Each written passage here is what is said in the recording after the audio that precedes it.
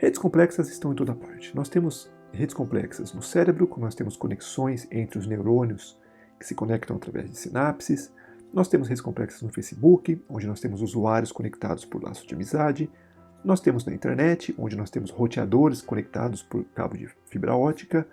Nós temos nossa sociedade, que também constitui uma rede complexa, onde as pessoas estão conectadas.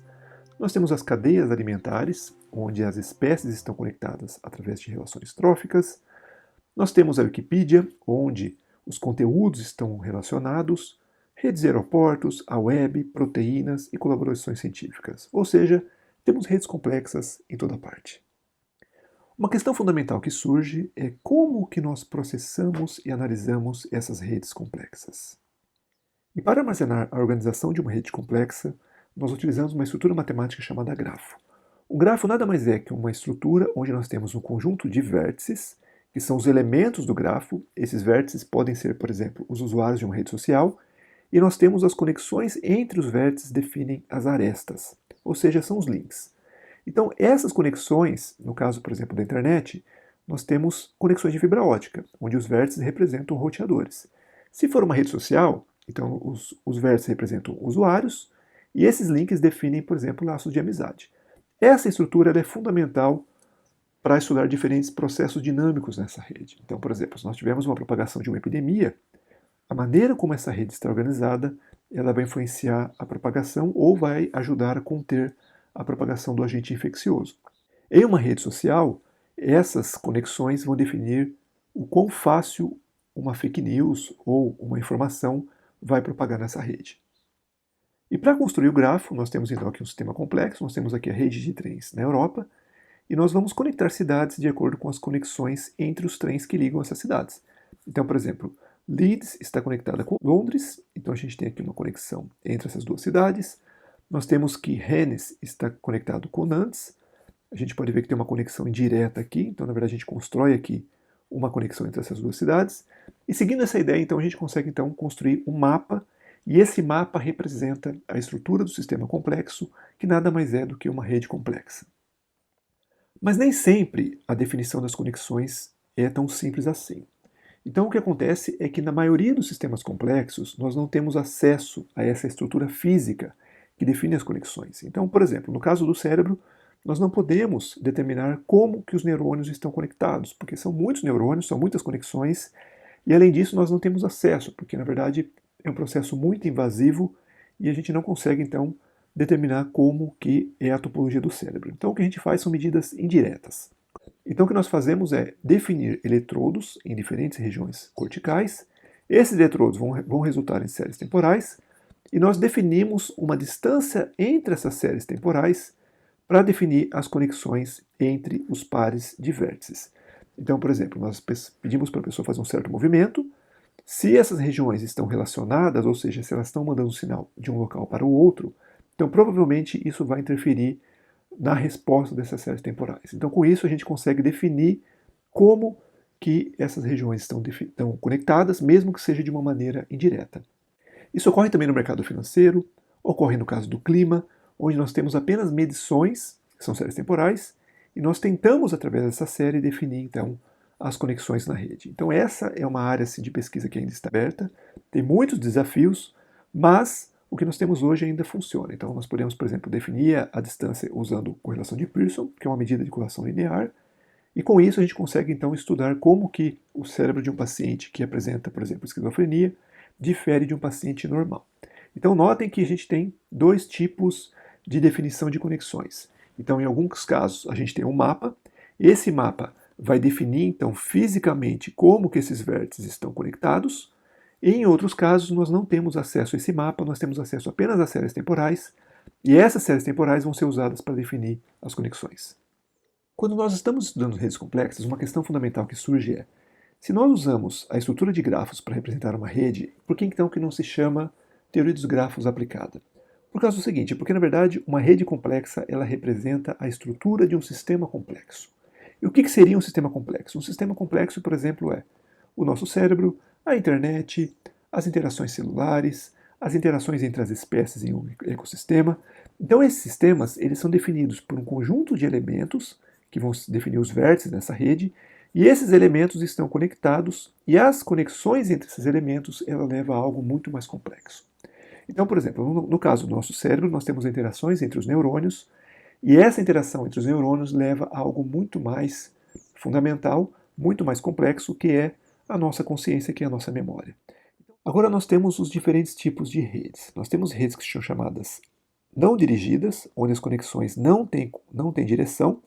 Então, por exemplo, quando nós temos dois amigos no Facebook, se uma pessoa é amiga de outra, então a gente tem as conexões entre elas, e numa rede dirigida, não. Numa rede dirigida, a gente vai ter conexão de uma pessoa para outra. Então, seria no caso do Twitter. Então, quando nós seguimos uma pessoa no Twitter, não implica que essa pessoa segue a gente. O mesmo vale, por exemplo, para cadeias alimentares. Então, se nós tivemos aqui os produtores e tivemos aqui os consumidores, então a gente tem um fluxo de energia que vai, por exemplo, das plantas para os herbívoros. Então, essas são duas representações importantes. É bom a gente ter em mente que, nesse caso aqui, os links não apresentam conexões, e nesse caso aqui, então, nós temos um fluxo de um vértice para o outro. Também podemos ter redes onde os vértices apresentam posições. Então, nesse caso, a gente vai ter a conexão entre um vértice e outro, e além disso, a gente vai ter uma posição para cada vértice. Então, vai ter, por exemplo, uma posição para o vértice I e uma posição para o vértice J. Essas redes representam, por exemplo, as cidades. Nós temos as conexões entre as cidades, conexões entre ruas. Então, se nós tivermos, por exemplo, as conexões entre ruas, nós temos as ruas A, B, C e D. Então, por exemplo, a rua A ela é cortada pelas ruas C e D. Então, A está ligado com C, que está ligado com D. E a rua B também. Então, a rua B está conectada com a C e com a D. Com isso, então, nós temos aqui o mapa da cidade. E essa cidade é a cidade de Cambridge, na Inglaterra. Nós podemos ver, então, que ela apresenta uma estrutura bastante irregular. Porque, de certa forma, as cidades elas são dispersas no espaço de forma que seja mais fácil a gente navegar, ou seja, se movimentar nessa cidade, e também tem uma relação de vizinhança, né? Então, por exemplo, nós temos conexões próximas. Então, se nós temos aqui de vários vértices numa rede espacial, essas conexões elas vão ser entre vértices que estão próximos. Então, ela não vai ter, por exemplo, uma conexão desse tipo aqui. Então, a gente não vai ter uma conexão tão longa assim que liga esses vértices. Na verdade, essas conexões existiriam em redes de aeroportos, mas em redes de rodovias a gente não tem. Então, para ir de uma cidade para outra, a gente tem que necessariamente passar pelas cidades que estão no meio do caminho. Então a gente não pode simplesmente se movimentar pulando vários vértices a longas distâncias. Podemos ainda ter redes com peso. O que seria isso? Seria uma rede em que as arestas elas são ponderadas. Então o grafo é representado por um conjunto de vértices, um conjunto de arestas e um conjunto de pesos entre as conexões. Então nesse caso aqui, nós temos esse caso, por exemplo, seria o peso 1, peso 2, peso 5. E o que esse peso pode definir? Ele pode definir a largura de banda entre roteadores, ela pode definir laço de amizade, ou seja, quão forte essas duas pessoas são amigos, pode definir fluxo de capitais entre países. Na verdade, a maioria das redes complexas, elas apresentam peso. Então, as conexões são ponderadas porque elas representam o tráfego de informações entre esses vértices, e esse tráfego de informações não é homogêneo, ou seja, ele é altamente heterogêneo. Então, usando essa estrutura, nós podemos então modelar de uma maneira mais completa. Tá? Mas nem sempre é necessário usar essa estrutura. Às vezes nós queremos apenas saber como as conexões estão organizadas, sem o interesse em saber o peso das conexões. Então, o caso mais geral de uma rede complexa é uma rede no qual as conexões são dirigidas e apresentam peso, ou seja, uma rede dirigida e ponderada. Então, nesse caso aqui, nós temos conexões dirigidas de um vértice para o outro e nós temos os pesos associados às arestas. Mas nem sempre nós temos interesse nessa estrutura. Às vezes, nós estamos interessados apenas em analisar como que essas conexões estão organizadas. Nesse caso, o que nós podemos fazer é transformar uma rede dirigida e com peso em uma rede sem direção e sem peso. Como é que nós fazemos isso? Nós precisamos definir um threshold, ou seja, um limiar, de forma que as conexões que forem menores do que esse threshold, a gente implica que essas conexões vão ser igual a zero no novo grafo. Então, como é que a gente faz isso? Eu vou fazer o seguinte, eu vou olhar todas as conexões, aquelas que forem menor ou igual, definir menor ou igual, por exemplo, menor ou igual a 1, a gente vai associar como sendo um peso zero na aresta, ou seja, a gente remove a aresta. Então, nesse caso aqui, a gente removeu essa aresta aqui, e as demais a gente atribui peso 1. Então, nesse caso que a gente vai definir como 1, ou seja, existe a conexão se o peso for maior que 1, e vai ser 0 se o peso for menor ou igual a 1. Então, com isso, a gente consegue transformar uma rede dirigida, que é chamada também de dígrafo, e ponderada, numa rede sem direção e sem peso. Agora que nós conhecemos esses grafos, uma questão fundamental é como é que nós armazenamos esse grafo no computador. Então, uma maneira de armazenar é utilizar uma estrutura chamada matriz de adjacência. O que seria isso? Seria uma estrutura de matriz onde os elementos vão ser igual a 1 se tiver uma conexão entre I e J, e vai ser 0 caso contrário. Então, notem para esse grafo aqui que nós temos, o vértice 1 está conectado com o vértice 2 e com o vértice 3. Então, nós vemos aqui, 1 está conectado com 2, 1 está conectado com 3. Então, a gente coloca o valor 1. O vértice 2 está conectado com 1 e com o 3. Então, ele está conectado com o vértice 1 e com o vértice 3. O vértice 7 está ligado com o 6 e com o 3. Então, nós estamos aqui com o 3 e com o 6. Então, dessa forma, nós podemos então armazenar a estrutura de uma rede e agora nós podemos manipular essa matriz. Então, nós podemos usar ferramentas de álgebra linear, de sistemas lineares, e com isso a gente pode então analisar a estrutura desse grafo de diferentes formas.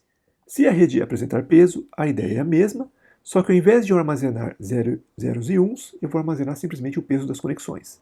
Então, o vértice 1 está conectado com o 2 com peso 1 e com o vértice 3 com peso 3. Então, a gente simplesmente coloca o valor do peso nas entradas dessa matriz. Então, voltando àquele problema que a gente viu anteriormente, então, para eu transformar uma rede dirigida e com peso em uma rede simples, ou seja, sem direção e sem peso, nós simplesmente utilizamos esse algoritmo aqui. Nós aplicamos um threshold, ou seja, um limiar, onde vai ser, esse elemento da matriz A e J vai ser 1, se o peso for maior que t, e é 0 caso contrário. Tá? Então, a gente pode simplesmente somar a matriz A com a transposta dela. Por quê? Porque, na verdade, no caso de uma matriz dirigida, essa matriz não é simétrica, ou seja, A é diferente da transposta. E fazendo isso, a gente vai somar e vai aplicar, então, o limiar. Outra maneira de armazenar a minha rede é através de uma lista de conexões. Então, simplesmente armazeno a lista. Então, o vértice 1 está conectado com 2, 1 está conectado com 3, 3 conectado com 4, e assim sucessivamente. A vantagem nesse caso é que a gente economiza no espaço de armazenamento, porque na verdade na matriz de adjacência a gente tem muitos zeros. Mas por outro lado, nesse caso aqui o acesso é um pouco mais complicado, porque na matriz basta que eu olhe o elemento A e J para saber se existe uma conexão ou não. Aqui eu teria que percorrer toda a lista para verificar se existe uma conexão entre os elementos I e J. E uma terceira maneira de armazenar esse grafo é através de uma lista de adjacências. O que seria isso? Seria então definir uma lista de conexões para cada vértice. Então, por exemplo, o vértice 1 está conectado com os vértices 2 e 3. Então, a gente põe aqui um ponteiro que aponta para uma lista com as conexões 2 e 3. O vértice 4 está conectado apenas com o 3. Então, está aqui. O 2 está conectado com o 1 e com o 3. Então, está aqui. Então, fazendo isso, a gente economiza, então, espaço na memória, porque a gente não armazena os zeros. E o acesso também é bastante simples, porque basta com que a gente percorra os vértices e olhe, então, os vizinhos. Então, quais seriam as vantagens e desvantagens de cada uma dessas representações? Bom, a matriz de adjacência ela é fácil o acesso, ela facilita o acesso, ela permite um tratamento matemático, e a desvantagem é que ela ocupa muito espaço na memória. Então, geralmente, essas redes são esparsas, ou seja, o número de vértices é muito menor do que o número de conexões. Então, essas matrizes elas têm muitos zeros. No caso das listas, elas resolvem esse problema do armazenamento, mas o acesso é dificultado e ela não permite um tratamento matemático direto. Ou seja, enquanto aqui eu vou simplesmente ter uma matriz, se eu quiser calcular o determinante, basta que eu use um algoritmo para calcular o determinante dessa matriz. Nesse caso, eu tenho que transformar essa lista de arestas em uma matriz e então aplicar os algoritmos ou adaptar os algoritmos para uma lista de arestas. E no caso de uma lista de adjacência, a gente resolve o problema de memória, só que o problema de tratamento matemático também, os algoritmos têm que ser adaptados para essa estrutura. Mas, no geral, computacionalmente, essa aqui é a melhor maneira da gente armazenar então uma rede complexa. Vamos então ver quais são os tipos de redes complexas. Então, como a gente viu, a gente pode ter redes simples, dígrafos ponderados. Essas redes são chamadas redes, de certa forma, estáticas, porque a gente não tem uma modificação das conexões e vértices ao longo do tempo, então essa é uma maneira mais simples da gente representar um grafo. Um tipo especial de rede é chamada rede bipartida. O que seriam essas redes? Seriam redes onde nós temos duas classes de vértices. Então nós temos a classe X, a classe Y, e as conexões são apenas entre essas duas classes. Então, por exemplo, X pode representar morcegos e Y representa plantas. Então, se dois morcegos se alimentam do fruto da mesma árvore, então eles estão conectados. Ou pode representar, por exemplo, cientistas, e aqui nós temos artigos. Então, se dois cientistas trabalharam no mesmo artigo, então eles estão conectados. E nós podemos também definir as projeções. O que seriam as projeções? Então vejam só, aqui nós temos a projeção de x, ou seja, vemos que 1 está conectado com 2 através desse vértice A, 1 está conectado com 3 através desse vértice C, então nós temos aqui 1 com 3 e 1 com 2, e o mesmo vale para o caso de y. Então vejam, A está conectado com B através desse vértice aqui 1, e A está conectado com C através de 2. Então a gente vê aqui a projeção, e aí a gente pode estudar então individualmente. Então, se for o caso de redes de cientistas, então aqui a gente tem uma rede só de autores, ou seja, de cientistas, e aqui a gente tem uma rede só de artigos. Então, com isso, a gente pode entender como que é a organização dessas duas classes. Um caso mais geral de rede ainda são as redes chamadas multilayers, multicamadas. Nesse caso aqui nós temos redes conectadas com redes. Então notem, nós podemos ter uma rede social, onde nós temos o Instagram, o Twitter e o Facebook. Nós temos usuários que podem ter uma conta no Instagram. Esse usuário ele pode receber uma informação no Instagram, ele pega essa informação, ele manda ela para o Twitter, o pessoal do Twitter vai propagar essa informação. O usuário pode pegar essa informação do Twitter e passar para o Facebook e fazer a mesma coisa e a propagação continua. Então nós vemos que as redes sociais, na verdade, elas são uma estrutura muito mais complexa. Então elas são redes interconectadas. Ou podemos ter ainda rodovias, trens e aeroportos. Então vejam que nós podemos representar essa estrutura que na verdade é muito mais geral e ela acaba sendo importante porque ela tem uma representação mais completa da estrutura de um sistema complexo. E finalmente, um outro tipo de rede importante são as redes temporais. Nesse caso aqui, as conexões mudam com o tempo. Não só as conexões, mas os vértices também podem mudar. Então notem que agora a minha matriz de adjacência ela vai ser uma matriz onde o AIJ vai ser um AIJ de T. Por quê? Porque essa conexão ela vai ser 1 se o I está conectado com o J no tempo T. Caso contrário, é igual a zero. Então vejam que essa matriz ela muda com o tempo. Então é uma estrutura mais complicada, mas é possível também estudar esse tipo de sistema complexo. O que ela representa? Representa, por exemplo, as conexões entre as pessoas. Então as pessoas estão conectadas ao longo do dia, elas se conectam em casa, por exemplo, com a família, depois essas conexões somem, quando a pessoa vai trabalhar, depois do trabalho, o indivíduo pode se encontrar com seus amigos, então notem que essas conexões vão mudando, e essa mudança define então uma rede temporal. Então nessa aula nós aprendemos conceitos fundamentais de redes complexas. Nós vimos que uma rede complexa, ela representa a estrutura de um sistema complexo, essa estrutura pode ser representada através de um grafo, esse grafo ele pode ser armazenado no computador usando uma matriz de adjacência, ou uma lista de conexões, ou uma lista de vizinhanças. Nós vimos que esse grafo ele pode ser um pouco mais complicado e incluir, por exemplo, as conexões e as posições dos vértices. Esse grafo ainda pode apresentar peso nas arestas, pesos e direções.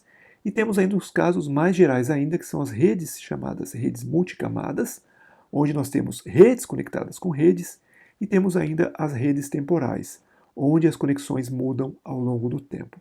Então, esses são os conceitos fundamentais, e com esses conceitos fundamentais, nós podemos então estudar essa teoria, e agora nós podemos então tentar entender como que nós descrevemos essa estrutura de uma rede complexa.